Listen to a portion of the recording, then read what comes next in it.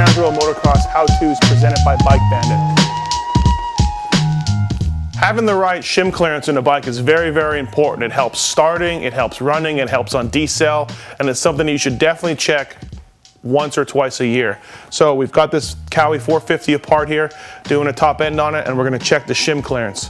I've already gone ahead and used these Motion Pro shim tools to check the clearance, and this is what you should do after you figure out where you're at on each of the 4 valves. Build here, I've taken the subframe off, the shock off, at least remove the shock a little bit, taken the carburetor off. You can let it hang down here. I've drained the coolant, taken the motor mounts off, tank obviously. You want to get everything as much out of the way as you can to start. It makes it a whole lot easier coming down the road. So what you can do now is simply remove the valve cover.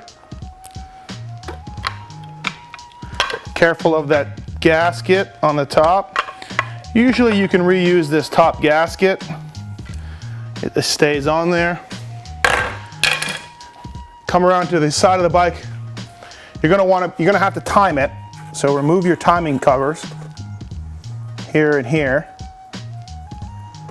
As well, your cam chain tensioner bolt. And there's always a little O-ring in there. I'll get that in a second.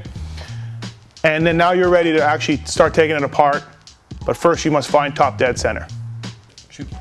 All right, bolts are out of here. Now sometimes it takes a little bit of force I just like to tap it with a T-handle, kind of break the seal between the dowels.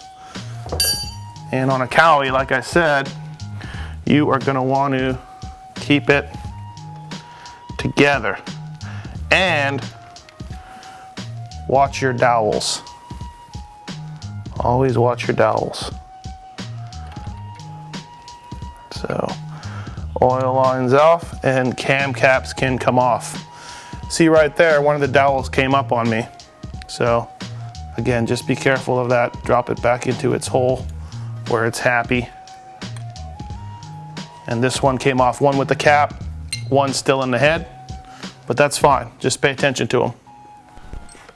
So we've already found top dead center, but you need to find it as well to measure your valves. So I just simply find top dead center. I always put a T-hand or a screwdriver down in there, take the spark plug out. So we are right there is top dead center. The cam chain tensioner needs to be loose. Simply get your screwdriver, stick it in the hole and turn it clockwise and take the tension out of the chain. Now in this particular model, the exhaust is 0.17 to 0.22 clearance and the intake is 0.10 to 0.15. As you can see on the board, the exhaust I've measured is 0.17, so we're within spec, and but the intakes are tight. 0.19 for one, 0.07 for the other, 0.09, 0.07 for the other. Now this is a ginormous piece of paper, but just get a smaller piece and write down each valve and what you're measuring to keep track and make it easier for you later.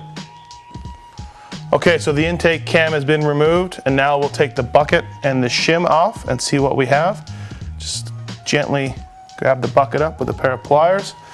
Sometimes the shim is stuck in there, but on this one, the shim is in the bottom of the bucket. All right, so I've got the buckets and the shims here, and I've lined it up. This is the left-hand exhaust, this is the right-hand exhaust as it's sitting on the bike. Due to wear and tear, you can't see the number on the shim anymore.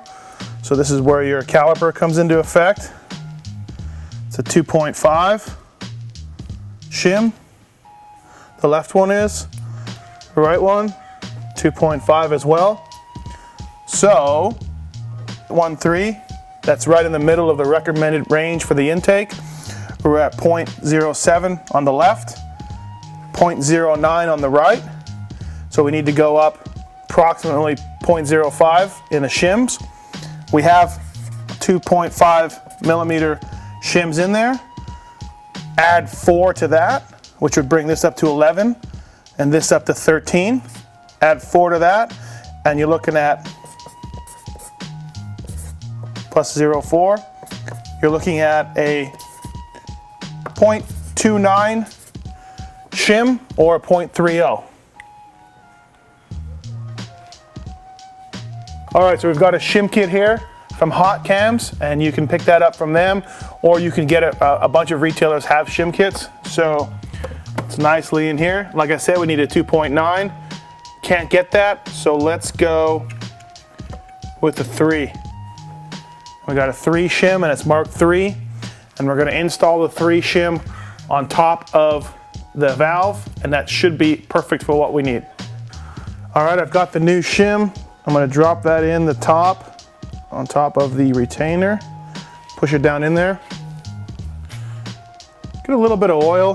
Just coat the sides of the buckets when you're reinstalling. Again, make sure you have the left and the right side correct, because it does matter. Just push the bucket down in there.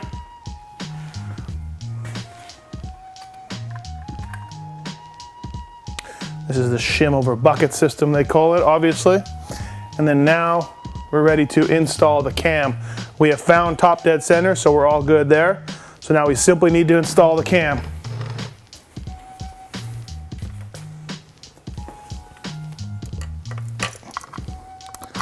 And just bring it towards you. Tilt it a little bit of an angle to help yourself get on the chain.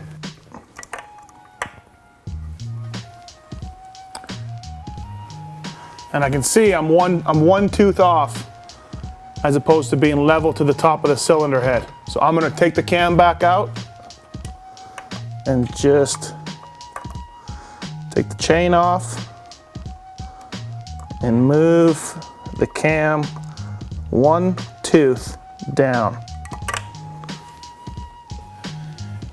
And we are level with the top on the exhaust and the intake. We're at top dead center in the piston. So we're good to go. All right, I've got the retainer clips. Exhaust one is in. Put this one in the intake. Careful not to drop them. Those basically hold the cam in place. This Kawasaki, the Kawasaki has an O-ring underneath the spark plug cam, so it just drops into that little groove right there. Don't forget that.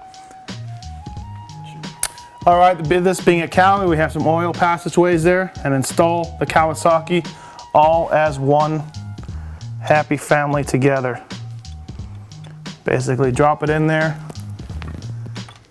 let it find it home with the dowels, with the oil lines together, and there we go. All in there, time for the bolts. They're installed here.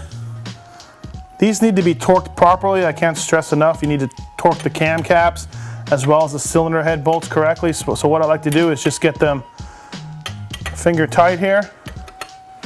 And then the correct amount of torque is 8 foot-pounds. I'm not gonna go 8 for each one. I'm gonna do 4 each one and then increase to 8. But as well, so we got 4 foot-pounds. Crisscross these bolts. I like to start in the middle and then go outwards, but crisscross at 4 foot-pounds each.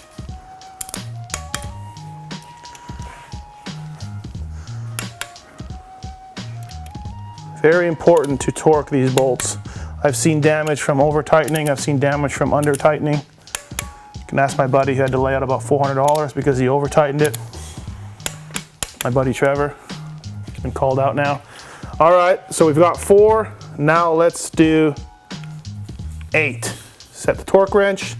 And again, same pattern. Start on the inside, crisscross. And we're at 8 foot-pounds of torque.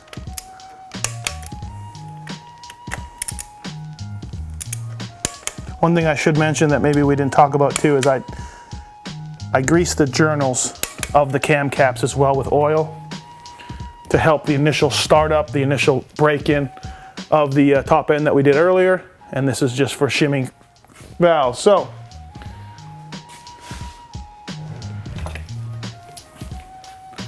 take the cam chain tensioner, break it loose. Cam chain is tight. Now let's check and see if our measurements were right. Yeah. All right, now we're ready to see if we are where we're at and where we're supposed to be for the proper amount of clearance. So, I've got a feeler gauge here. Let's try to get a 0.10 in there. Basically, you have it set with the lobes are across from each other at top dead center. You just want to stick the feeler gauge in there and see if there's room between the top of the bucket and the bottom of the lobe. And as you can see, there's plenty of room there. So I know this one's a little tight, but it's looser than a 0.10.